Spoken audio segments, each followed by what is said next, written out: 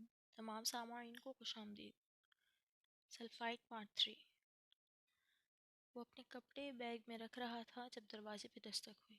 अरे बीजान, आप अंदर आए, वहाँ क्यों खड़ी हैं? हशाम ने बीजान को दरवाजे में खड़ा देखा तो वो एहतराम के बाइसिन की तरफ बढ़ा, हाथ पकड़कर बेड पर लाकर बिठाया। हो गई तैयार? बीजान ने मोहब्बत पाश नज़रों से देखते हुए पूछा।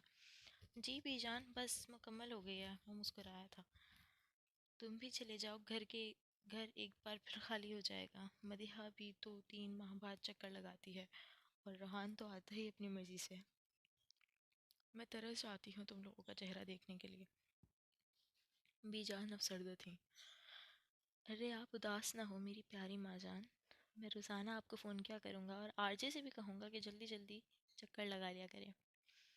वो मोहब्बत से बीजान का हाथ थामते हुए कह रहा था। जब इसे ज़्यादा प्यार आता था वो इन्हें माँ जान कहता था। मुझे सबसे ज़्यादा रोहान की फ़िक्र खाती है मेरे बच्चे। तुम तो बहुत समझदार हो, लेकिन इसके साथ जाने क्या मसला है? आप परेशान ना हो, वो भी बच्चा है। 20 साल ज़्यादा उम्र नहीं होती, और आप जानती भी हैं कि वो जब जैसा नहीं है। इसे वक्त लगेगा हर चीज़ को समझने के लिए। हशाम ने तसल्ली दी। तुम तो ऐसे नहीं थे हशाम। जब तुम 20 साल के थे तब भी बहुत समझदार थे। वो इसके लिए वो इसलिए कि मैं आपका बेटा हूँ। वो हौले से मुस्कुराया। रोहान मुझे तुमसे ज़्यादा प्यारा है हशाम। मैंने माँ से ज़्यादा प्यार दिया है इसे। मैं नहीं जानती कल को मेरी तरबियत पे उंगली उठे। वो बेजान परेशान थी। अच्छा, अब आप परेशान ना हो, जल्दी से खाना लगवा दे, मुझे भूख लगी है। यहाँ से लाहौर जाऊँगा, आपके लाडले से मिलने के बाद ही पेरिस की फ़्लाइट लूँगा। वो हशाश बच्चा सा कह रहा था। अभी लगवाती हूँ। तुमने मुझे पहले क्यों नहीं बताया कि भूख लगी है? बीजानी से घूरती हुई उठी तो मुस्कुरा दिया। हानम इसके रवैये से तंग आ गई थी। वो एक दिन क्लास में होता तो 2 दिन गायब रहता था। टेस्ट वो नहीं देता था। ध्यान खिड़की से बाहर होता था। हानम जितना मर्जी अच्छा पढ़ा ले, वो कोई ना कोई गलती निकालता था और ऐसे सवाल पूछता था कि वो चाह कर भी जवाब नहीं दे पाती थी। आज भी वो क्लास में देर से आया था और फिर मोबाइल पे बजती बेल को देखने के बाद अब वो फ़ोन सुन रहा था। हानम को इस वक्त उस पर इंतहाई गुस्सा आया। एक तो वो लेट आया था, ऊपर से क्लास में फ़ोन इस्तेमाल कर रहा था जिसकी इजाज़त नहीं थी। ओके, मैं आ रहा हूँ शामू काका। वो फ़ोन बंद करते हुए उठा और बिना पूछे दरवाजे की तरफ कदम बढ़ाए। कहाँ जा रहे हैं आप? हानम ने गुस्से से पूछा। Oh shit. Oh shut up. तुम कौन होती हो रोकने वाली? वो बिना इसकी तरफ देखे आग लगाने वाले अंदाज में पूछ रहा था। और हानम की बर्दाश्त ख़त्म हुई। पूरी क्लास के सामने वो इसकी बेइज्जती कर रहा था, जबकि पूरी क्लास गंग बैठी थी। अपने फाइल साहब का नंबर तो दें ज़रा। वो खुद नहीं जानती थी कि वो क्या बोल रही है। Oh really? वो हैरानी से मुड़ा। जी, आपके कारनामे इन्हें बताने हैं, वो इसे घूरते हुए कह रही थी। लिख लो। वो इसे नंबर लिखवाता क्लास से बाहर निकल गया था। क्लास ख़त्म होने के बाद हानम ने सबसे पहले रजिस्टर में इसका रिकॉर्ड चेक किया जिसमें वही नंबर लिखा था। इसने खुद के गुस्से पे काबू पाते हुए नंबर मिलाया। हशाम आरजी के साथ बैठा था, जब किसके मोबाइल पर अनजाने नंबर से फ़ोन आया था। इसने कॉल पिक करने के बाद फ़ोन कान से लगाया। आप रोहान जबील के घर से बात कर रहे हैं? कोई लड़की बोल रही थी। इसका लहजा सख्त था।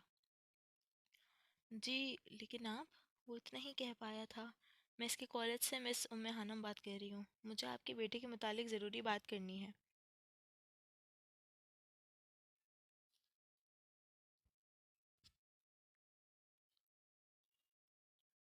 जी आप? वो इतना ही कह पाया था। मैं इसके कॉलेज से मिस उम्मे हानम बात कर रही हूँ। मुझे आपके बेटे के मुतालिक ज़रूरी बात करनी है आपसे। बराए मेहरबानी मेहरबानी कल कॉलेज तशरीफ़ ले आएँ। एक एक लफ्ज़ चबा कर कहती। वो शाम जबील के चेहरे पे मुस्कुराहट फैला गई थी। अच्छा आप? Two two. इससे पहले वो कुछ जवाब देता, फ़ोन डिस्कनेक्ट हो चुका था। अशाम ने सर्द नज़रों से रोहान की तरफ देखा। क्या है? खुद की तरफ घुरता पाकर रोहान ने पूछा। क्या किया है तुमने कॉलेज में मिस्टर आरजे? अशान ने तंज़ अंदाज में पूछा। क्या? वो मासूम बना। हशाम हैरान हुआ था। काफ़ी अरसे बाद इसके किसी तालीमी इदारे की तरफ से इसकी शिकायत आई थी। शुरू शुरू में स्कूल की टीचर से फ़ोन आते थे, फिर जैसे ही सबको पता चला वो दोबारा किसी ने फ़ोन नहीं किया। अभी काफ़ी सालों बाद ऐसा हुआ था। तुम्हारी किसी टीचर की कॉल आई थी, कह रही थी आपके बेटे के मुतालिक ज़रूरी बात करनी है। ना चाहते हुए मुस्कुराहट इसके लबों को छू गई थी। ओ, यकीन नहीं होता वो इतनी बेवकूफ़ है। रोहन ने अफसोस से सर हिलाया। बताओ तुमने क्या गुल खिलाया है? ये तो मुझसे जाकर पूछो ना जिसने फ़ोन किया है, मैं तो इसे देख ही लूँगा। आखिरी जुमला इसने आहिस्ता आवाज़ से कहा था। चलो ठीक है, फिर कल बात होगी इस मौजू पे। पहले जाने से पहले मैं तुम्हारी टीचर से मिलना पसंद करूँगा जिसने आरजे की शिकायत लगाने की हिम्मत की है। जबकि इसकी बात पर रोहन के चेहरे के तासुरात तन गए थे। मैं तुम्हें नहीं छोड़ूंगा मिस उम्मे हानम, तसव्वुर में इससे मुखातिब था, जबकि हशाम की गहरी नज़रें जानने दे कासिर थी कि इसके दिमाग में इस वक्त क्या चल रहा था। इसने बात करने से इनकार कर दिया है अला। वो मुझसे बात नहीं करना चाहता। माही की आवाज़ भराई हुई थी। किचन में काम करती अला ने पलट कर इसे देखा था। किसकी बात कर रही हो माही? किसने इनकार कर दिया है? वो पूछ रही थी। हशाम ने। माही ने माही के लब फड़फड़ाए। ओह, तो इसमें रोने वाली क्या बात है पागल? एला ने इसकी नम आंखों की तरफ देखते हुए पूछा। जिस शख्स के लिए मैं इतना ख्वार हुई हूँ वो मेरी बात सुनने के लिए तैयार नहीं है। मैं इसे अपनी बदनसीबी समझूं? इसकी बदनसीबी है जो माही माही जो उसने तुम्हें नहीं समझा। एला ने इसकी बात काटी। चलो मेरे साथ और रिलैक्स हो जाओ। एला इसका हाथ पकड़ते हुए इसे ड्राइंग रूम में लाई और इसे सोफे पर बिठाया था। माही ने आंखों में आई नमी को ज़बरदस्ती मुस्कुराते हुए साफ किया। तुम तो कहती हो ना कि वो सैयद ख़ानदान से है, काला ख़ानदान से है, जिसका वक़ार बहुत ज़्यादा है। तो सोचो अगर वो फ़ौरन ही तुम्हारी बात मान लेता और तुमसे फ्लर्ट शुरू कर देता तो तुम्हें कैसा लगता? वो माही के घुटनों के पास बैठी पूछ रही थी। माही ने चौंक कर इसे देखा। बोलो, क्या अच्छा लगता तुम्हें? एलन ने दोबारा पूछा। नहीं, माही ने नफ़ी में सर हिलाया। तो मिस माही खुश हो जाएं आप। क्या आपका दिल किसी सतही मर्द पे नहीं आया जो औरत को देख के ही मर जाता है, बल्कि शुक्र करो कि तुम्हारी पसंद आम नहीं है। एला ने इसका गाल थपथपाते हुए कहा तो माही एकदम मुस्कुरा दी। एला की बातों ने इसे फिर से जिंदा दिल किया था। एक नई उम्मीद की सहर इसके अंदर जाग गई थी। वाकई इसने इस पहलू पे नहीं सोचा था। अब मैं कॉफ़ी बना लूँ? एला ने सवाल किया। मेरे लिए भी, माही ने मुस्कुरा दी। और एला ने देखा था इसके मुस्कुराने पे जैसे सारे रंग फिजा में बिखर गए थे। एक मुस्बित उम्मीद इंसान को ऐसे ही ताज़ा दम कर देती है। वो स्टाफ रूम में बैठी टेस्ट चेक कर रही थी जब इसके मोबाइल पे बेल हुई थी। हानम ने मसरूफ़ से अंदाज में कॉल पिक की थी। हेलो मिस उम्मे हानम। इसके हेलो के जवाब में पूछा गया। जी बोल रही हूँ, आप कौन? मैं हशाम जबील बात कर रहा हूँ। कल आपने रोहान जबील के सिलसिले में कॉल की थी और मिलने का कहा था। मैं इस वक्त कॉलेज के बाहर खड़ा हूँ, क्या आप इस वक्त मिल सकती हैं? भारी मर्दाना आवाज़ में पूछा गया, अलबत्ता लहजे में शाइस्तगी थी। जी, जी आप अंदर आ जाएं रूम में, मैं आपको मिल लूँगी। वो टेस्ट उठा वो टेस्ट उठाते हुए पीटीएम रूम की तरफ बढ़ गई, जबकि दूसरी तरफ से फ़ोन बंद कर दिया गया था। तकरीबन 5 मिनट बाद कमरे के दरवाजे पर दस्तक हुई। यस, वो बिना दरवाजे की तरफ देखे बोली थी। वो आज ही सारे टेस्ट चेक करना चाहती थी। एक्सक्यूज़ मी, मर्दाना आवाज़ पे हानम ने सर उठाकर देखा था। अस्सलाम वालेकुम। मैं यहाँ मिस उम्मे हानम से मिलने आया हूँ, क्या आप इन्हें बुला सकती हैं? वो सवालिया अंदाज में पूछ रहा था। सामने बैठी लड़की से कोई स्टूडेंट ही लगी थी। जी मैं ही हूँ मिस उम्मे हानम, आप बैठ जाएं प्लीज़। हानम ने इसे मज़ीद मेज़ की दूसरी जानिब रखी कुर्सी की तरफ इशारा करते हुए कहा। इतनी छोटी सी टीचर? वो हैरान हुआ। क्या वाकई आप टीचर हैं? वो ना चाहते हुए भी पूछ चुका था। जी, वो हल्का सा मुस्कुराई तो शाम अपनी हैरानी पर काबू पाते सामने रखी कुर्सी पर विराजमान हो चुका था। आप रोहान जबील के क्या लगते हैं? हानम ने टेस्ट एक तरफ रखते हुए पूछा, क्योंकि सामने बैठा इंसान बाप तो कहीं से नहीं लग रहा था। मैं हशाम बिन जबील हूँ, रोहान का बड़ा भाई। इसने कज़न कहना ज़रूरी नहीं समझा। अब आप बताएं किस सिलसिले में मुझे यहाँ बुलाया गया और क्या किया है रोहन ने? दीवार में बनी ग्लास विंडो से धूप की शॉ अंदर छन कर अंदर आ रही थी और इन दोनों के दरमियान रखे मेज़ पे चमक रही थी। दरअसल मुझे आपसे ये कहना था कि रोहान जबील थोड़ा अजीब है। क्या इसके साथ कोई नफसियाती मसला है? मेरा मतलब, हाँ वो थोड़ा नहीं, बहुत अजीब है। बहुत अजीब है। हशान ने इसकी बात की तस्दीक की। है ना, मुझे पहले दिन से ही शक हो गया था। वो क्लास में देर से आता है, ज़्यादा गैर हाजिर रहता है और बहुत ही ज़्यादा बदतमीज़ी करता है। शाम ने इसकी बात काटी थी। जी बिल्कुल। हानम ने हानम के मुंह के जावी बिगड़ा। एक भी टेस्ट नहीं देता वो, और उल्टे सीधे सवाल करता है ना? वो एक बार इसकी बात पूरी कर चुका था। हानम की आंखों में हैरानी उभरी। आपको तो सब पता है। जाहिर सी बात है मैं सामने हानम, वो मेरा भाई है, 20 साल साथ रहा है, क्या मुझे नहीं पता होगा? वो न जाने क्यों इतना बोल रहा था। 20 साल? आजकल 17 साल की उम्र में इंटर कर रहा है और वो 20 साल का होकर भी इंटर में ही घूम रहा है।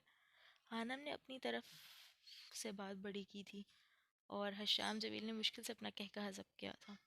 लगता है आपको किसी ने भी कुछ नहीं बताया और आप रोहान जबील के बारे में कुछ नहीं जानते। जी? मैं समझी नहीं। हानम को वाकई कुछ समझ नहीं आ रहा था। वो इंटर का स्टूडेंट नहीं है बल्कि बीबीए कर रहा है, आखिरी सेमेस्टर। फ्रीज करके वो दिमाग के लुट जाने पर एफएससी करने आया है। क्या? हैरत से इसकी आंखें फैली। हैरत से इसकी आंखें फैली। हशाम को इन बड़ी बड़ी ग्रे आंखों की रंग की आंखों में फैली हैरानी अच्छी लगी थी। जी। पहले इसने केमिस्ट्री नहीं पढ़ी थी, वैसे तो इसे ज़रूरत नहीं है, वो खुद भी किताब पढ़ता तो समझ जाता। लेकिन न जाने क्यों वो यहाँ आ गया और जो करता है हमें इसकी समझ नहीं आती। लेकिन वो क्यों करता है ऐसा? वो पूछ रही थी। क्योंकि वो एक सल्फाइट है। क्या आप जानती हैं कि सल्फाइट किसे कहते हैं? वो मेज़ पर थोड़ा झुक कर आसाना अंदाज में पूछ रहा था। शाह जबील ख़ानदान पिछले कई सालों से मुल्तान में आबाद था। सैयद ख़ानदान होने के नाते पूरे इलाके में इनकी इज़्ज़त की नज़र से देखा जाता था। जबील ख़ानदान, इनके आबाओ-अजदाद ने लोगों के मसाइल को रूहानी तरीके से सुलझाया था। दूर दूर से लोग दुआओं के लिए वहाँ तशरीफ़ लाते थे और इसी तरह इनका सियासत में भी बड़ा नाम था। लोग इनसे अक़ीदत रखते थे। सैयद जबील के दो बेटे थे, बड़ा ज़िया जबील और इससे छोटा हैदर जबील। दोनों भाइयों की शादी कम उम्र में एक साथ ही कर दी गई थी। ज़िया जबील के दो बच्चे थे, एक बेटा हशाम बिन जबील, बल्कि जबकि बेटी मदीहा जबील। और इसकी बीवी खदीजा जबील नहायत शरीफ और इबादत गुजार खातून थी, जो अब बीजान के रुतबे पे फाइज थी। जबकि सैयद हैदर जबील के घर शादी के 8 साल बाद बड़ी मिन्नत मुराद और वजीफ़ों के और दुआओं की कबूलियत के बाद वो पैदा हुआ था, जिसका नाम आयशा जबील हैदर जबील की बीवी ने रोहान जबील रखा था। आयशा जबील को अपनी बेटी से बहुत मोहब्बत थी। सिर्फ ऐसे ही नहीं बल्कि पूरी सैयद हवेली में मौजूद लोगों को, जिनमें मुलाजमीन भी शामिल थे, रोहान जबील बहुत अजीज था। लेकिन जब वो पैदा हुआ तो रोया नहीं था। 4 साल तक वो बोल नहीं पाया था। जबील ख़ानदान ने बहुत इलाज करवाया था इसका, लेकिन डॉक्टरों ने कहा वो पैदाइशी नुक्स लेकर पैदा हुआ है, कभी बोल नहीं पाएगा। वो हर चीज़ का बहुत गहरी नज़रों से मुशाहिदा करता था। इसे गुस्सा बहुत आता था। शिद्दत जज्बात से इसकी आंखें सुर्ख अंगारा हो जाती थीं। सिर्फ एक शख्स जो इसे सबसे ज़्यादा अजीज़ था, वो था हशाम बिन जबील। पूरे 4 साल बाद मुआवजा हुआ था। वो पहली बार कुछ बोला था, पहली बार इसने किसी को पुकारा था। ना इसने बाप माँ कहा था ना बाप। इसने पहला लफ्ज़ अपनी ज़बान से अदा किया था, वो था हशाम। वो बहुत साफ बोल रहा था, कोई हकलाहट नहीं थी इसकी ज़बान में। सैयद हवेली में खुशी की लहर दौड़ गई थी। सैयद सदक़े के बकरे इसके सर पे से वारे गए थे। बस ये इसकी आखिरी खुशी थी जो सैयद हवेली में मनाई गई थी। इसके बाद रोहान की हरकतों ने सबको मुसीबत में डाल दिया था। सल्फ़ाइड? वो ज़ेरे लब बड़बड़ाई। जी सल्फ़ाइड पढ़ा होगा आपने? शाम ने पूछा। जी जी। इसे समझ नहीं आ रहा था कि वो क्या बोले। हाँ जी, तो बस आपको अच्छे तरीके से समझ आना चाहिए और इसके रवैये की वजह से मैं आपसे माज़रत करता हूँ। न जाने क्यों शाम को एक अपनायत का एहसास हो रहा था। वो पिछले आधे घंटे से बहुत शाइस्ता अंदाज में से बात कर रहा था, जैसे रोहान ने कहा था कि वो बहुत नकचड़ी, मगरूर और बेवकूफ़ लड़की है। हशाम को वो वैसी नहीं लगी थी, जबकि वो इसे बहुत समझदार और मासूम लग रही थी। धूप की छाँव का रुख मेज़ से हुमायूं की तरफ पलटा था। वो कुछ कहने लगा था जबकि एकदम खामोश हो गया। हानम ने कुछ देखने के लिए चेहरे का रुख खिड़की की तरफ किया और शुआओं ने इसके चेहरे को छुआ था। इसकी थोड़ी सी अजीब सी रोशनी फूटी थी, जैसे कोई हीरा चमकता हो। हशाम की आंखें एकदम चुंदिया सी गई थी। इसे समझ नहीं आ रहा था कि ये क्या था। रोशनी कहाँ से आई थी? आपको माजरत करने की ज़रूरत नहीं है मिस्टर जबील। मैं कोशिश करूँगी कि आज के बाद इसे नज़रअंदाज कर सकूँ। वो पेशेवराना अंदाज में मुस्कुराई थी, जबकि हशाम बिन जबीर तो जैसे गंग हो गया था। ठीक है, अब मेरी क्लास का वक्त। बहुत बहुत शुक्रिया, आप मेरे बुलाने पर आए और मेरी नुक्ता नज़र को समझा। और जैसे होश में आया था। जी हाँ ठीक है, आइंदा कोई मसला हो तो आप मुझे बता सकती हैं। मेरी भी फ़्लाइट है रात को, मुझे जल्दी जाना है। वो एक झटके से खड़ा हुआ था, जबकि हानम ने सिर्फ सर हिलाया था। खुदा हाफिज़। वो ज़बरदस्ती मुस्कुराया था और फिर दरवाजे की तरफ बढ़ गया। दरवाजे पहुँच के वो रुका था। जाने क्यों पलट कर इसे देखा था। जो सफ़ेद दुपट्टे लिए रोशनी में बैठी इसे हैरान कर रही थी। कोई चीज़ फिर चमकी थी इसके चेहरे पे। वो अजब कशमकश का शिकार हुआ था। हानम ने जैसे ही इसकी तरफ देखा तो वो फ़ौरन पलट गया था। ये चमक बहुत सौ को आबाद करेगी और बहुत सौ को बर्बाद। दूर कहीं फ़कीर के कहे गए अल्फाज गूंजे थे। माही रोज़ाना इसकी प्रोफाइल चेक करती थी। Hasham Jabeel, travelling from Pakistan to Paris. वो उसका स्टेटस देखकर अपनी चीख नहीं रोक पाई थी। क्या हुआ माही, तुम ठीक हो? लैला की परेशान सी आवाज़ उभ रही थी। हाँ मैं ठीक हूँ। इसे यकीन नहीं आ रहा था कि वो पेरिस आ रहा है। माही का दिल कर रहा था वो खुशी से डांस करे। वो आ रहा था, फासला कम हो रहा था और उसके दिल की धड़कन बढ़ रही थी। एला, एला वो आ रहा है, वो वापस आ रहा है। वो चिल्लाती हुई कमरे से बाहर भागी थी। लेकिन पता नहीं तकदीर ने मिलन लिखा था भी या नहीं। सुनो किस्सा सुनाता हूँ तुम्हें, एक सच बताता हूँ। मोहब्बत कब हुई मुझको तुम्हें आगाज़ चाहत में, मेरी गलती बताता हूँ। मैं टूटा दिल लिए एक दिन, हदें सब भूल के एक दिन, अचानक एक अजनबी चेहरा नज़र के सामने गुजरा। मेरी आँखों के रिश्ते वो मेरे अंदर कहीं उतरा। मैं कैसे जान लेता कि वो मेरी जान ले लेगा, मुझे इस राह पे चलने पे फिर मजबूर कर देगा। वो रास्ता मेरे वजूद को गमों से माला माल कर देगा। मैं इससे गम हूँ कर, मैं इसमें गुम हूँ कर, फिर सभी को भूल बैठा था। सगे अब सब अपने रिश्तों को मैं बेकार समझता था। कहीं पे छोड़ आया था मैं अपना आप, सभी अपने। फिर कुछ इस तरह पलटा वो, मुझे वो पल ना भूलेगा। जहाँ पे जान निकली थी, मोहब्बत टूट के बिखरी थी। वो रास्ते खो गए जैसे दिन खुशियों के सारे, सभी सो गए जैसे। बतलाया जिंदगी क्या है मेरी तकमील की इसने, मोहब्बत सिखा के वो समझाने लगी मुझको। ये गलती मत कभी करना, मोहब्बत दर्द है दिल का, सो पिघले तुम नहीं करना। काश इसको बतलाए कोई मोहब्बत के सभी चेहरे, खुशी के गम के सब के लम्हे, इसी के नाम पे करके गलती कर चुका हूँ मैं। निकलना अब नहीं मुमकिन, मोहब्बत कर चुका हूँ मैं, कब का मर चुका हूँ मैं। वो क्लास लेने के बाद गेट की तरफ बढ़ रही थी।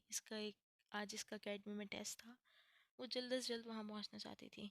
जब इसे अपने नाम की पुकार सुनाई दी, मिस उम्मे हानम। वो रुकी थी। जी। वो पलटी, सामने प्रिंसिपल ऑफिस के बाहर बैठने वाला चपरासी था। आपको मैडम ने अपने ऑफिस में बुलाया है। वो इसे पैगाम देकर जा चुका था, जबकि हानम के दिल की धड़कन तेज़ हुई थी। इन 20 दिनों में पहला मौका था जब इसे ऑफिस में बुलवाया गया था। अल्लाह खैर करे। वो मरे मरे कदमों में ऑफिस की तरफ बढ़ी। आपने किससे पूछकर मिस्टर जबील को यहाँ बुलाया था, वो भी कंप्लेन करने के लिए? प्रिंसिपल साहबा के लहजे में सख्ती थी। वो तो धक से रह गई थी। जी। वो क्लास में मिस्टर रोहान। तो आप मुझे बताती मिस उम्मे हानम, क्या आपको इतना नहीं पता कि घर कॉल करने से पहले मसले को इदारे के सरबराह से डिस्कस किया जाता है? मैडम ने इसकी बात काटी। शायद आप नहीं जानती हैं कि आपने सईद जबील को यहाँ बुलवाया था। आप इनके ख़ानदान का अंदाज़ा नहीं है? वो बेबसी से उंगलियां मरोड़ रही थी। हलक में जैसे आंखों आंसुओं का गोला अटका था। इसे वाकई आरजे के बारे में कुछ नहीं पता था। कॉलेज में मेल स्टाफ होने की वजह से वो अपना फारिग वक्त लेडीज़ रूम में गुजारती थी। इसकी किसी टीचर के साथ भी इतनी दोस्ती नहीं थी कि वो अपने मसले को किसी से डिस्कस करती। वो स्टाफ रूम में कम जाती थी। अगर वो जाती तो शायद इसे आरजे का भी पता होता। आइंदा ये गलती ना हो मिस उम्मे हाना। मिस्टर जबील के कहने पे मैं आपको माफ़ कर रही हूँ, अब जाएं और अपना काम बेहतर बनाएं। वो खामोशी से उठाई थी। अब इसे समझ नहीं आ रहा था कि इसे मैडम से पहले बात करनी चाहिए थी, लेकिन एक औरत अपनी इज्जत नफ्स पे समझौता नहीं करती। रोहान ने पूरी क्लास के सामने 2 बार इसे बेइज्जत किया था। जब इसे कुछ समझ ना आया तो उसने इसके घर फ़ोन कर दिया था। वो शख्स इसके आंसुओं का सबब बनता जा रहा था। वो मरे मरे कदमों से गेट से बाहर निकल आई थी। इसे अब अंदाज़ा हो रहा था कि प्राइवेट इदारों में मुलाजमत करना इतना आसान भी नहीं। वहाँ जाने से पहले इंसान को अपनी इज्जत नफ्स खुद ख़त्म कर देनी चाहिए। आज ये फिर नहीं आया और इसे यकीन था इतनी आसानी से उसे माफ़ नहीं करने वाला। जाने क्यों इसे महसूस हो रहा था कि इसने बहुत बड़ी गलती कर दी है, ये मुलाजमत करके या फिर रोहान जबील के सिलसिले में हशान जबील से मिलकर। जो प्रिंसिपल ने इससे कहा वो गलत नहीं था, वो वाकई इसकी गलती थी। लेकिन वो क्या करती?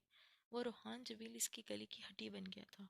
क्लास में नहीं आता तो सुकून होता था, और जब आ जाता था तो दिमाग ख़राब कर देता था। इसने हाथ के इशारे से रिक्शा रुका और फिर चादर को अच्छे तरीके से लपेटते हुए अंदर बैठ गई। इसे मजबूत बनना था। लेकिन क्या सच में रोहान जबील के होते हुए वहाँ रह सकती थी? वो खुद भी नहीं जानती थी। तुम आज के बाद देखो तुम आज के बाद मैं आनंद को तंग नहीं करोगे। एयरपोर्ट के बाद बाहर खड़े शाम ने रोहन से कहा। अगर किया तो? वो गाड़ी की चाबी को उंगली पर घुमाते हुए बोला था। च्युइंगम चबाते वो हमेशा की तरह बेनियाज नजर आ रहा था। देखो आरजे, ये अच्छी बात नहीं है। देखो शामू काका, तुम जाते वक्त अपना मूड खराब मत करो। ये मेरी जिंदगी है और इस हानम को मैं खुद देख लूंगा। और शाम की बात काट चुका था। चेहरे पे बेजारी सी थी। शर्म करो यार, वो टीचर है तुम्हारी। वो शाम की बात पे इसका कहकहा बुलंद हुआ था। वैसे ना, बड़ा दिलचस्प मामला है। एक तो वो मुझसे छोटी और ऊपर से इसे आता कुछ नहीं। इसे जलील करने का मजा अलग है। वो अपनी तमाम तर खबासत के साथ एक आंख दबाते हुए कह रहा था। एयरपोर्ट पे लोग का हुजूम था। लोग आ जा रहे थे। शाम को जाने का दिल नहीं कर रहा था इस बार। जाने क्या चीज़ें से रोक रही थी। वो कुछ भी कर लेता मगर आरजे को कभी नहीं समझा सकता था। क्या तुम हमेशा ऐसी रहोगे? अजीब से लहजे में सवाल किया गया था। कैसा शामू काका? रूहान हंसा। इतने बेजार, इतने गुमराह, इतने। आरजे कभी नहीं बदलने वाला। मुझे ब्रोमाइड बनकर जीने में कोई दिलचस्पी नहीं है। ये दुनिया ख़त्म भी हो जाए ना, आरजे को तुम ऐसे ही पाओगे। वो पूरा एतमाद लहजे में कह रहा था। जो आंखों में अजीब सी चमक थी। ओके, अपना ख्याल रखना, शाम ने इसे गले लगाते हुए कहा। ओके शामू काका, अब इतने जज्बाती होने की ज़रूरत नहीं है। मुझे सब पता है, वहाँ जाकर तुम्हें कुछ याद नहीं रहता। वो शरारत से कह रहा था। बकवास बंद करो। हशाम ने इसे डपटा। अब वो हज़ारों दुआएं आरजे के नाम करके जा चुका था। वो जानता था आरजे कभी महसूस नहीं होने देगा कि वो भी इसे याद करता है। इसलिए इसने पूछना कहना ज़रूरी नहीं समझा था। नींद ना आने की वजह से वो बेजार बेजार सा इंटरनेट पे टाइम गुजारने की कोशिश कर रहा था जब वो अचानक चौंका। इसकी शख्सियत से मुताल्लिक़ खुसूसियात, इसकी पसंद की चीज़ें इसके सामने आ रही थी। हालांकि इसने एक बार भी अपनी शख्सियत के मुताल्लिक़ कोई चीज़ सर्च नहीं की थी। लैपटॉप पर हरकत करती उंगलियां रुकी थीं। पल के हज़ारवें हिस्से में सुकून चीज़ों को स्क्रीन करने वाली आंखों की पुतलियां सिकुड़ी। होंठों को भींच कर इसने एक बार फिर अपने सामने स्क्रीन को ऊपर नीचे किया। इसकी पसंद की हर चीज़ इसके सामने थी। Damn it! इसने लैपटॉप को पटकने वाले अंदाज में बंद किया। इस पे नज़र रखी जा रही थी, लेकिन ऐसा कौन कर सकता था? आज फिर वो इस लाविस बहते दरिया के किनारे खड़ी थी। प्यास से इसका बुरा हाल था। इसका पोर पोर जैसे जल रहा था। और फिर किसी ने इसे धक्का दिया था, लेकिन नाक से चलते दरिया ने गिरने से पहले इसे धक्का देने वाले शख्स नजर आया था। स्याह रंग की हुडी में इसका चेहरा छुपा हुआ था। इसकी आंखें हैरत और खौफ से फटी रह गई थी। इससे पहले वो आग का दरिया से निकलते इसकी आंख खुल गई। जाने कितनी मुश्किल से इसने अपनी चीख रोकी थी। डर और खौफ की वजह से इसकी धड़कन बहुत तेज चल रही थी। सर्दी में भी पसीना इसके चेहरे पर चमक रहा था। आज तो वो नमाज पढ़कर भी सोई थी। न जाने क्यों फिर वो आगे से जला रही थी। और वो कौन था जो इसे धक्के दे रहा था? वो बिस्तर से नीचे उतरने के बाद दरवाजे की तरफ बढ़ी। हानि! दरवाज़ा खुलने की आवाज़ से अम्मा की आँख खुल गई थी। जी अम्मी, वो खुद पर काबू पाते हुए बोली। सोई नहीं तुम अभी तक? सो गई थी अम्मा, बस अभी उठी हूँ पानी पीने के लिए। गला खुश्क हो रहा था। अच्छा ठीक है। वो फिर से करवट बदल कर लेट गई थी, जबकि हाना बाहर आई थी। साथ वाले कमरे में माहम और जवाब सोए हुए थे। आधी रात तक टीवी देखने के बाद वो अपनी मर्जी से सोते थे। सहन में बला की धुंध और ठंड में भी इसे अपने जिस्म से लुढ़कता महसूस हो रहा था। कितनी मुश्किल से इसने पहला ख्वाब जहन से निकाला था और आज फिर वही। वो परेशान हो गई थी। अल्लाह पाक खैर करें। वो दुआ मांगने के बाद बरामदी मुलाहका किचन में चली गई थी। प्यास की वजह से इसका गला खुश्क हुआ पड़ा था। दुआ मांगने का हक हर इंसान के पास है, लेकिन वो नहीं जानती थी कि होने को कौन टाल सकता है। तुम्हें क्या लगता है इसके कि वो लड़का काम करेगा? कमरे में अंधेरा फैला था। दीवार पर स्याह रंग के पेंट ने कमरे को एक पुरस्कार माहौल का हिस्सा बना दिया था। कमरे के चारों कोनर में अजीब तर्ज के कंप्यूटर सिस्टम रखे नजर आ रहे थे। कोनी मेज के गिर्द रखी 3 कुर्सियों पे 3 लोग बैठे थे। 100% काम करेगा बॉस, एक नस्वानी आवाज उभरी। इसके चेहरे पे भी मास्क था और सियाह रंग के यूनिफॉर्म में इसका सारा जिस्म छुपा हुआ था। ऐसे लगता था जैसे वो लोग एक दूसरे से अपना चेहरा छुपा रहे हों। मुझे नहीं लगता बॉस कि वो लड़का हमारे लिए बेहतर साबित होगा, क्योंकि किसी भी मुसलमान पर भरोसा करना हमारे लिए मुश्किल का बायस होगा। दूसरे लड़के ने अपना नुक्ता नज़र बयान किया। मैंने इसके मुतालिक सारी मालूमात हासिल कर लिया बॉस।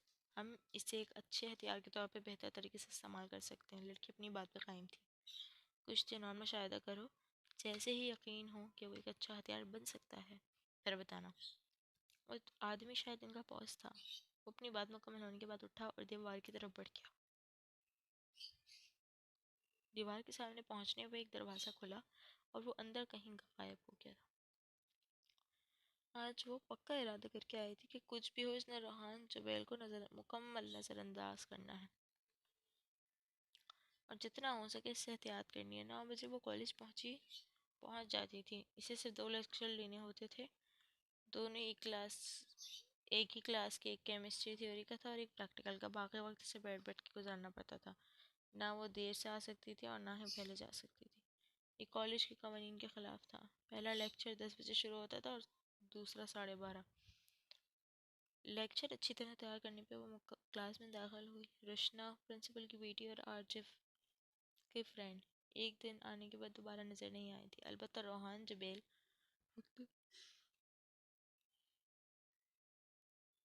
वक्तन फ़वक्तन अपनी शक्ल दिखाता रहता था। वो क्लास में नहीं था। हानम ने सुक्का सांस लिया था। इसने पूरा एतमाद तरीके से लेक्चर दिया था और स्टूडेंट के सवाल के जवाब भी दे चुकी थी। मैम, क्या हम दूसरे लेक्चर में पढ़ाई के अलावा किसी मौजूद पर बात कर सकते हैं?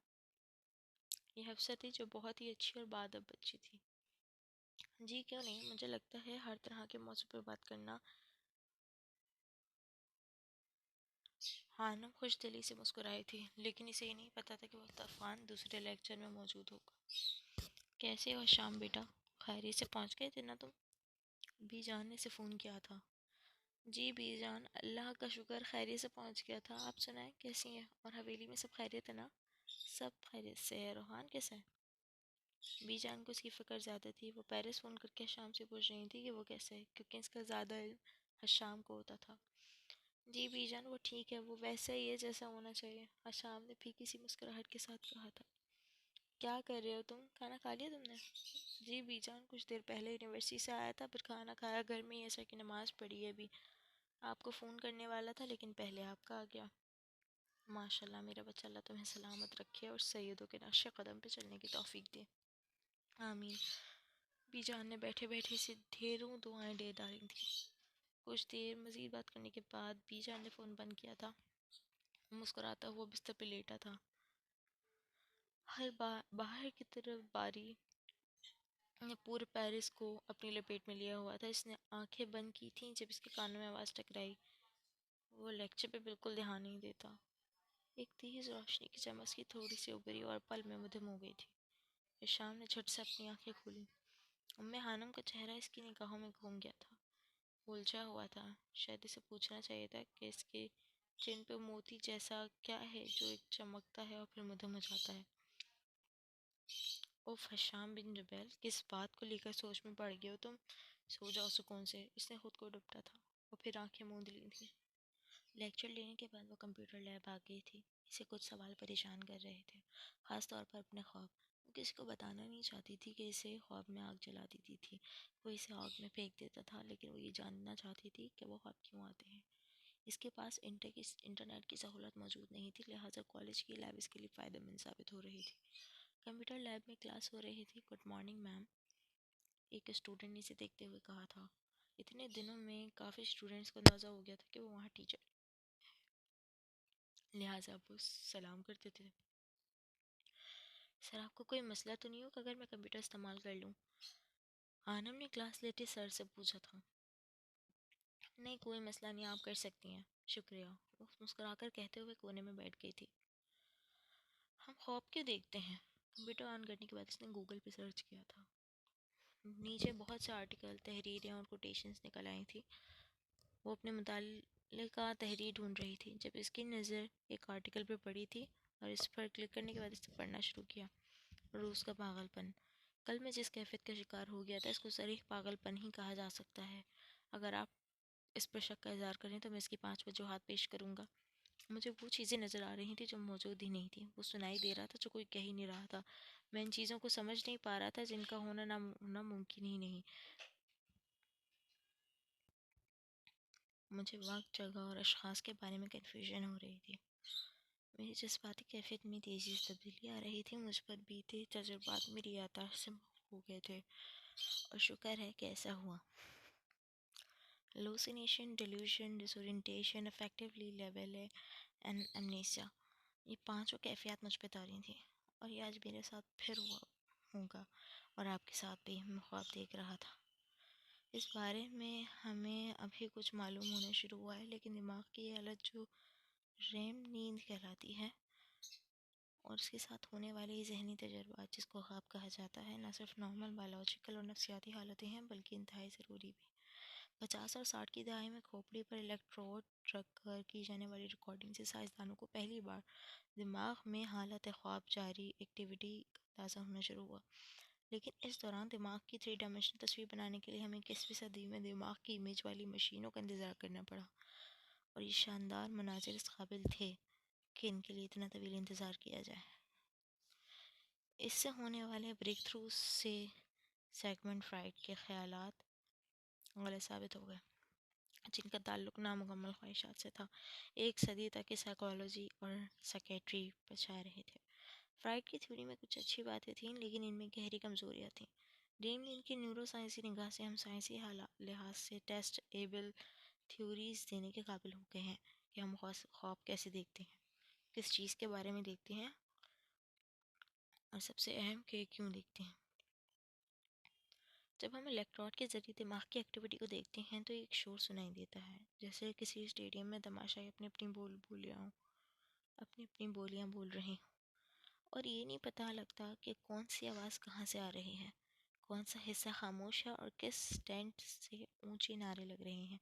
लेकिन एमआरआई स्कैनर इस स्टेडियम को हज़ारों हिस्सों में तकसीम कर देता है, जिनमें एक्टिविटी की पैमाइश अलग अलग की जा सकती है और इस सब एक्टिविटी की 3D तस्वीर बन सकती है। यानी दिमाग के दरमियान क्या हो रहा है, ऊपर नीचे क्या चल रहा है।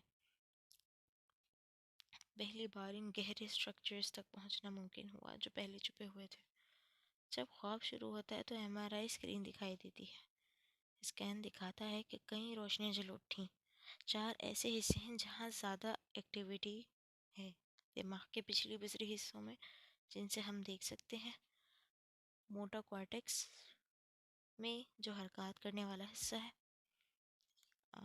हिप्पोकैम्पस और आसपास के इलाके में जो शख्सी याददाश्त से मुताल्लिक है, और दिमाग के गहरे जज्बाती मरकज़ एमिगडाला और सेगवेलेट कॉर्टेक्स जो जज्बात को पैदा और प्रोसेस करते हैं। ख्वाब की हालत में जज्बाती हिस्सों में होने वाली एक्टिविटी जागने वाली हालत के मुकाबले में 30% ज़्यादा होती है। और एक और हैरान कुछ चीज़ ये थी कि दिमाग के कुछ हिस्से तो जैसे बंद पड़े होते हैं, ख़ास तौर पर दाएं और बाएं तरफ के पेरिफ्रंटल कॉर्टेक्स।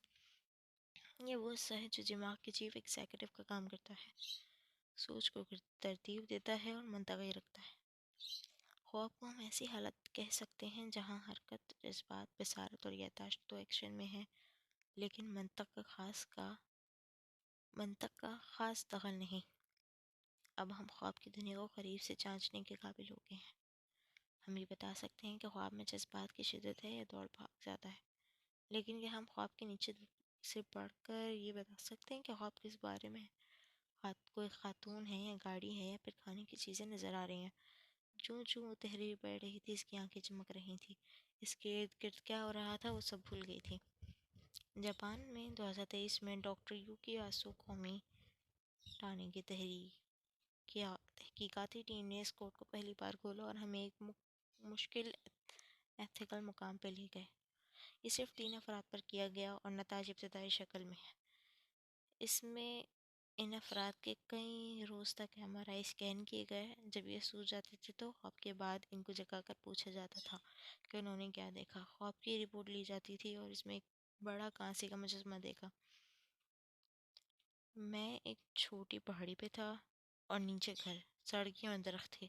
इस तरह की रिपोर्ट इकट्ठी करके इसकी 20 कैटेगरी बनाई गई, जिसमें ख्वाब आमतौर पर आते थे। गाड़ियाँ, किताबें, फर्नीचर, कंप्यूटर, मर्द, ख़वातीन, खाना। इन रिपोर्ट से अंदाज़ा हो जाता था कि एक शख्स उनके मौज़ूआत पर ब्रेन एक्टिविटी कैसी रहती है। इसको टेस्ट करने के लिए जागती हालत में ऐसी तस्वीर दिखाई गई और फिर ये एक्टिविटी देखी गई कि क्या ये वैसे ही है। ये काम किसी जुर्म वाले मंजर में डीएनए की टेस्टिंग जैसा था। इस सब को देखकर साइंसदान इस काबिल हो गए थे कि एमआरआई की तस्वीर देखकर ये बता देते कि सोने वाला ख्वाब में किसी मर्द, किसी खातून, कुत्ते, बिस्तर, फूल या चाकू के बारे में देख रहा है। वो उस शख्स का जहन पढ़ रहे थे। ये परफेक्ट तो नहीं, लेकिन कामयाबी का तनासुब अच्छा रहा। और इससे ये नहीं पता लग सका कि वो कौन सी वाली खातून ख्वाब में है, लेकिन ये पता लग सकता था कि ख्वाब में कंप्यूटर गेम नहीं खेली जा रही। और इसे ख्वाब डिकोड करने का पहला कदम कहा जा सकता है। इस नॉलेज से कई दिमागी अमराज में मदद मिल सकती थी, खास तौर पर ट्रॉमा की सूरत में आने वाले डरावने ख्वाब। इसमें कोई शक नहीं है कि एक तंग करने वाला इलाका है। अपना ख्वाब एक बड़ी ही प्राइवेट चीज़ रही है। हमारा अपना इंतखाब रहा है कि हम किस ख्वाब को शेयर करें और किसको नहीं। इस तजर्बे में लोगों ने अपनी रजामंदी दी थी, लेकिन क्या ये कभी साइंस से बढ़कर फ़लसफ़ा और एथिक्स के इलाके में पहुंच पाएगा? क्या हम मुस्तकबिल करीब में ख्वाब को अच्छी तरह डिकोड कर सकेंगे? ऐसे अमल को जिस पर माँ सिवा एक बहुत छोटी अक़लियत के हमें ख़ुद को इख्तियार नहीं, कि जब यह हो जाएगा तो क्या ख्वाब देखने वाले को उस ख्वाब के जिम्मेदार ठहराया जा सकता है? क्या इस तरीके से इसकी शख्सियत के बारे में क़यास लगाना ठीक होगा? क्योंकि ये तो एक ऐसा अमल है जिसका शऊरी तौर पर आर्किटेक्ट वो खुद नहीं। अगर वो खुद नहीं तो फिर कौन? ये कुछ मुश्किल सवालात हैं जिनका सामना हमें करना पड़ सकता है। 15 मिनट बाद वो अम्बार करके आर्टिकल का हर लफ्ज़ पढ़कर समझकर पढ़ने पर इसे कुछ क्लियर हुआ था, लेकिन बहुत से सवाल अभी भी जहन में गर्दिश कर रहे थे। पार्ट 3 का अख्तिताम हुआ। आप सब लोग अपना बहुत सा ख्याल रखिएगा। Stay tuned for the next time. Fee Aman Allah.